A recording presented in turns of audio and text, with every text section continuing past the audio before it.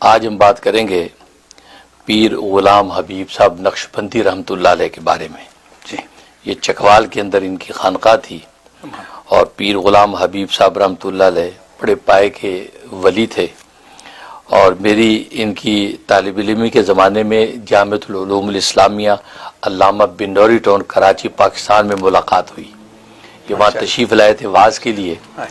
اور جامعہ اسلامیہ بنوری ٹاؤن کراچی پاکستان کی خصوصیت ہے کہ وقت کے اولیاء کاملین کو بکثرت بلاتے تھے. تو اس سے یہ نفع ہوتا تھا کہ طلبہ کو ان سے مسافہ کرنا، دعائیں لینا، ان کا دیدار زیارت سے جو نفع ہوتا تھا باطنی اور روحانی فیوچر کے اندر مستقبل جو ان کے بنتے تھے، تو وہ جو واقعی وہ ان کا خاصہ ہے اور آج تک وہ سلسلہ جاری ہے. تو پیر غلام حبیب صاحب بھی ہمارے طالب علم کے زمانے میں بلائے گئے. تو بڑے حسین و جمیل بزرگ تھے، لمبے چوڑے، وائٹ امامہ، وائٹ جبہ، ایسا لگتا ہے آسمان کا فرشتہ.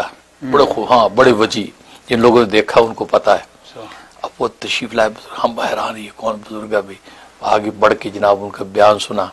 بیان بڑا عجیب و غریب، قرآن بیان کرتے تھے، ایک الگ ہی انداز تھا ان کا. گفتگو کافی بہت ملاتے تھے. اے انسان تو بڑا ہے نافرمان، ہاں اگر تو ہونا چاہتا ہے کامران تو راستہ پکڑ لے رحمان کا. یہ انداز ہوتا تھا، بڑا لطف آتا تھا. تو وہ اس وقت ان کا دیدار ہوا تھا. تو ان کے ایک صاحبزادے وہ پھر یہ افغانستان کی جہاد میں غالباً شہید بھی ہو گئے پہلے وقت میں. تو وہ ہماری کلاس فیلو بھی تھے اس وقت. تو بعد میں پتہ چلا تھا کہ بھئی یہ ان کے صاحبزادے ہیں. تو پھر وہ ہمارے ساتھ تکرار کیا کرتے تھے. تو ان کے صاحبزادے. تو خیر یہ پیر غلام حبیب صاحب رحمۃ اللہ علیہ کے بارے میں خود یہ ارشاد فرماتے ہیں کہ میں ایک مرتبہ جو ہے وہ مدینہ طیبہ گیا، وہاں حاضری تھی، وہاں موجود رہا. تو وہاں پر مراقبے میں تھا تو دیدار ہوا.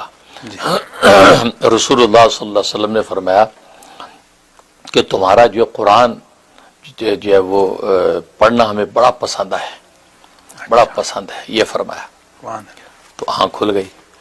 تو فرماتے کہ میں پھر جتنے وقت وہاں رہا تو مواجہ شریفہ کی طرف بیٹھ کے قرآن ہی کی تلاوت کرتا رہتا تھا. تو 5-6 دن قرآن کی بکثرت تلاوت کی کہ حضور علیہ السلام کو پسند ہے اور خود ارشاد فرمایا تو لہٰذا قرآن کی تلاوت کرتے رہے. تو آخر دن یہ القاء ہوا کہ اس سے مراد یہ تلاوت نہیں ہے، اس سے مراد جو تم قرآن بیان کرتے ہو نا لوگوں کو، وہ انداز حضور کو بہت پسند ہے. یہ ان کو پتہ چلا کہ اوہو اچھا یہ کہ تم قرآن جس طرح بیان کرتے ہو وہ پسند ہے. تو بڑی مسرت ہوئی حضرت کو. تو اس کے بعد خیر حضرت پھر واپس تشریف لے گئے. تو پھر وہ بکثرت پھر ہر جگہ وہ قرآن بیان کرتے.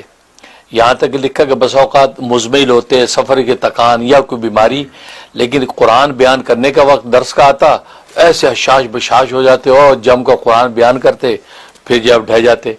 یہ کیفیت رہی ساری زندگی. تو کیونکہ حضور اسلام نے پسند فرمایا تو بکثرت درس قرآن دی.